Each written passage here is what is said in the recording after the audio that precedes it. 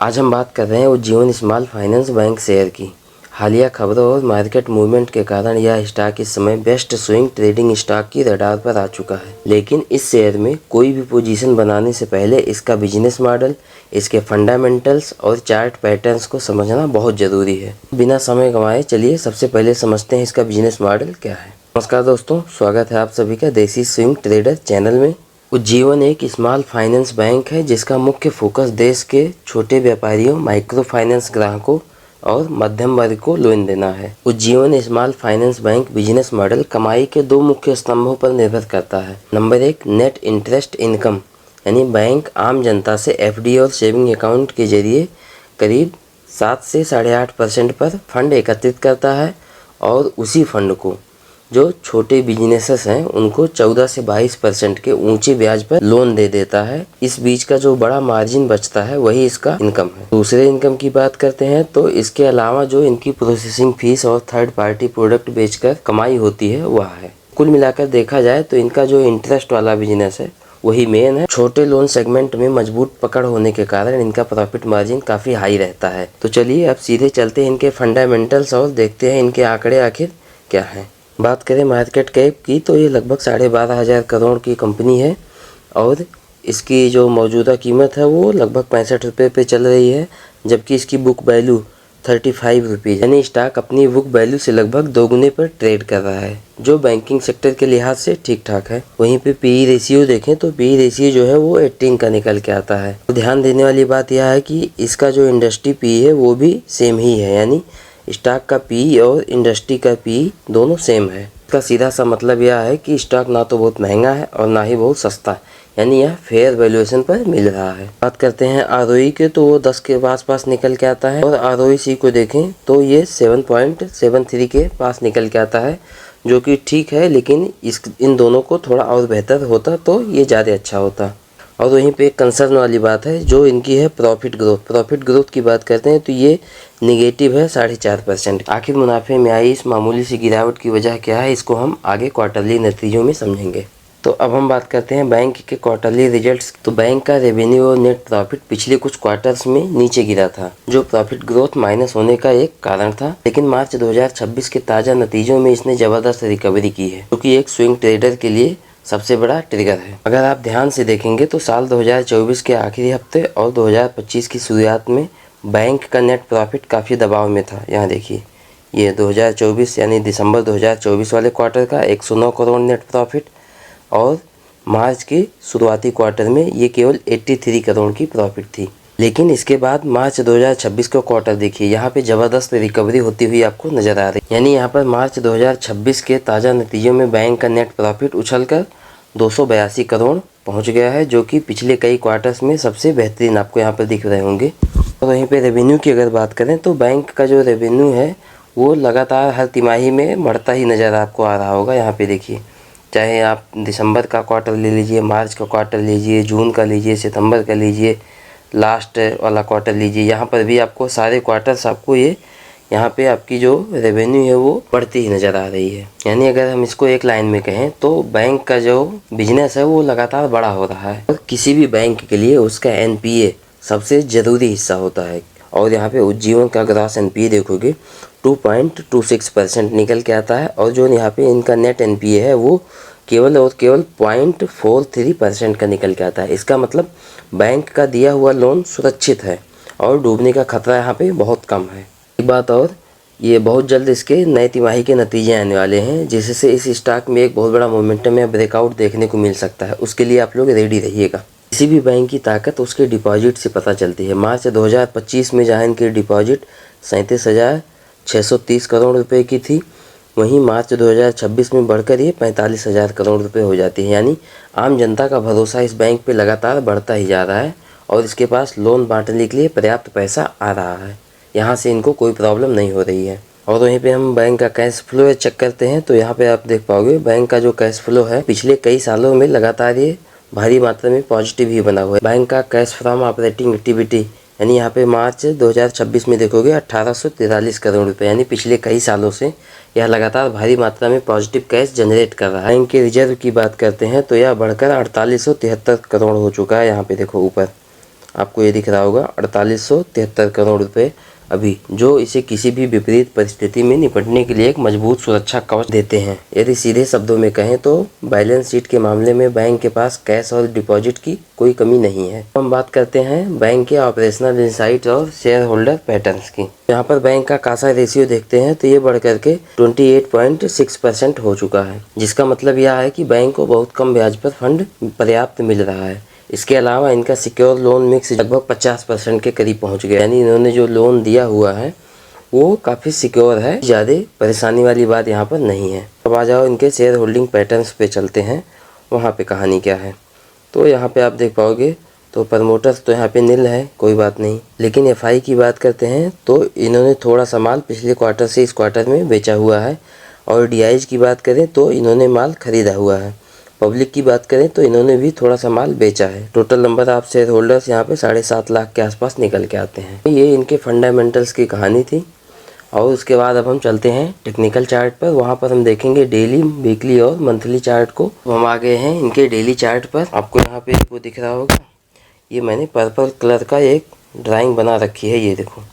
ये है लगभग ड्राइंग 58 से 60 रुपये के बीच की निकल के आती है, जो कि ये काफ़ी लंबे समय से इसका रेजिस्टेंस बना हुआ था, यानी ये भी एक मजबूत रेजिस्टेंस था, जो कि अब ये एक अच्छे वॉल्यूम के साथ इसको ये क्रॉस कर चुका है। यानी अगर देखा जाए तो अब ये इसके ऊपर जब ये सस्टेन कर चुका है तो अब ये हमारा सपोर्ट बन गया।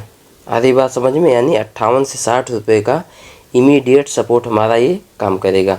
और जब तक इसके ऊपर ये स्टॉक ट्रेड कर रहा है तब तक बुल्स की पूरी तरह से ये कंट्रोल में है।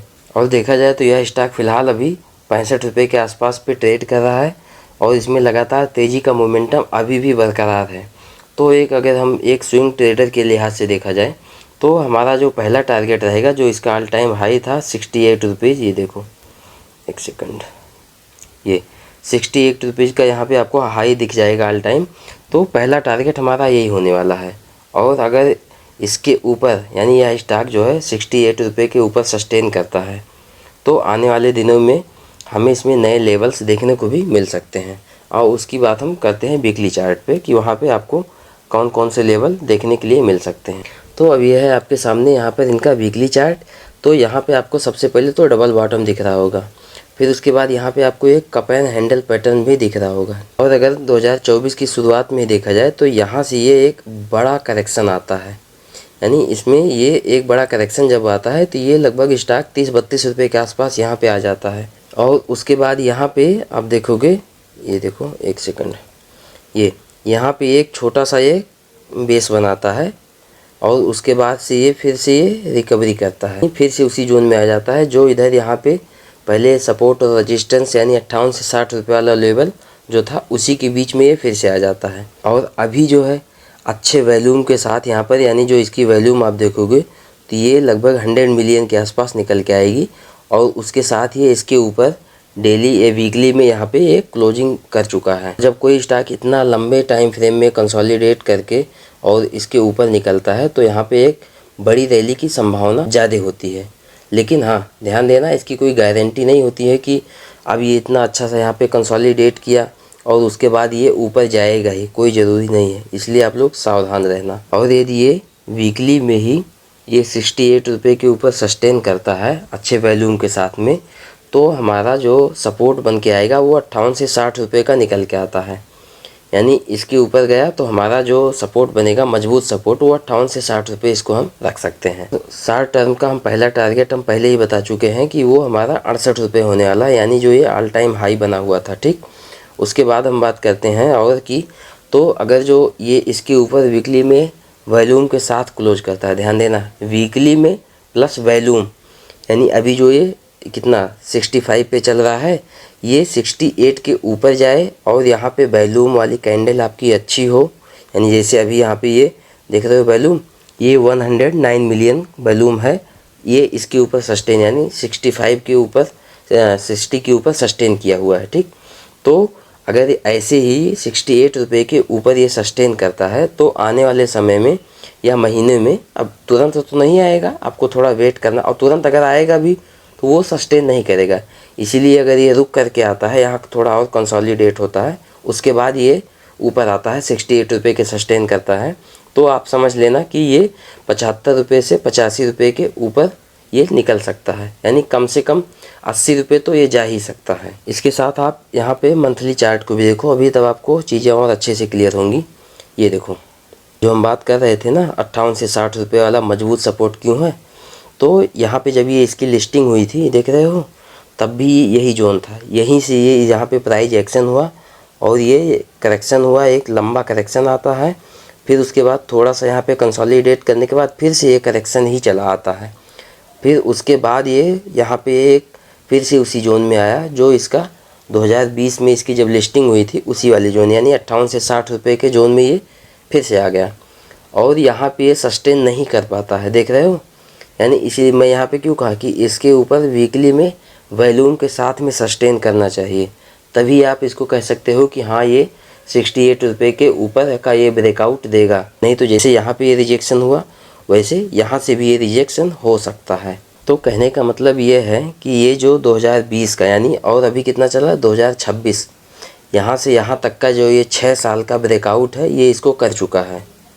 इस बात को आप ध्यान देना। बारी है अपने ऑल टाइम हाई की 68 रुपये के ऊपर सस्टेन करने की। अगर ये हाई कटने के बाद यहाँ पे थोड़ा सा कंसोलिडेट हो उसके बाद ऊपर निकलता है तो ये बेहतर होगा। जो इसका ऑल टाइम हाई रेजिस्टेंस है यदि उसके ऊपर निकल जाता है तो यह ब्लू स्काई जोन में आ जाएगा, मतलब यहाँ पे आपके ऊपर कोई भी पुराना रेजिस्टेंस नहीं बचता। तो कुल मिलाकर हम कह सकते हैं कि इसका जो लॉन्ग टर्म का स्ट्रक्चर है वो अभी बेहद बुलिश नज़र आ रहा है। इसलिए यहाँ पे अपने लेवल्स को एकदम से क्लियर करिए और उसके बाद अपने सेटअप के अकॉर्डिंग अपनी पोजीशन को आप करिएगा। तो यहाँ पर आपको सपोर्ट और रेजिस्टेंस दोनों चीज़ें क्लियर हो गई हैं। उसके बाद आपका जैसा सेटअप बनता है उसी के अकॉर्डिंग आप लोग अपना रिस्क मैनेजमेंट जरूर करिएगा। तो यदि हम वीडियो को कंक्लूड करें तो सबसे पहले तो इसका फंडामेंटल मजबूत है, कोई दिक्कत वाली बात नहीं है।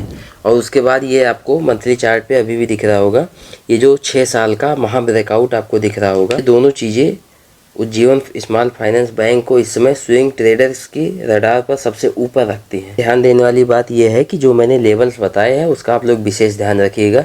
सबसे जो यहाँ पे मजबूत सपोर्ट जो है ना वो ये वाला है, तो आप लोग विशेष ध्यान दीजिएगा। अभी आपको यहाँ पे ये दिख रहा है कि ये अच्छा खासा वॉल्यूम है, कोई फ़र्क नहीं पड़ता, ये शेयर मार्केट है। यहाँ पे आप देख रहे हो ये कैसा रिजेक्शन हुआ था और लिस्टिंग के बाद देख रहे हो कितना अच्छा खासा करेक्शन हुआ था, इसके बाद कितना करेक्शन हुआ। तो हो सकता है कि यहाँ पे ये 68 रुपये का जो रजिस्टेंस बने 68 रुपये तक पहुँचे, उसके बाद यहाँ से आपको फिर एक लंबा करेक्शन आ जाए। तो इसलिए अपना जो रिस्क मैनेजमेंट है उसको अच्छे से बना के रखिएगा, ठीक। और सबसे ज़रूरी चीज़ कि यह वीडियो जो है सिर्फ़ और सिर्फ एजुकेशनल पर्पज़ के लिए है। यहाँ पे कोई भी पोजीशन बनाने से पहले आप अपने फाइनेंशियल एडवाइज़र से सलाह ज़रूर लीजिएगा और रिस्क मैनेजमेंट का पूरा ध्यान रखिएगा। अगर आपको हमारा यह एनालिसिस पसंद आया हो तो वीडियो को लाइक करें और अपने ट्रेडर दोस्तों के साथ शेयर करें। साथ ही हमारे चैनल देसी स्विंग ट्रेडर को सब्सक्राइब करना बिल्कुल भी ना भूलें। तो मिलते हैं अगली वीडियो में किसी दमदार स्टॉक के साथ, तब तक के लिए हैप्पी ट्रेडिंग।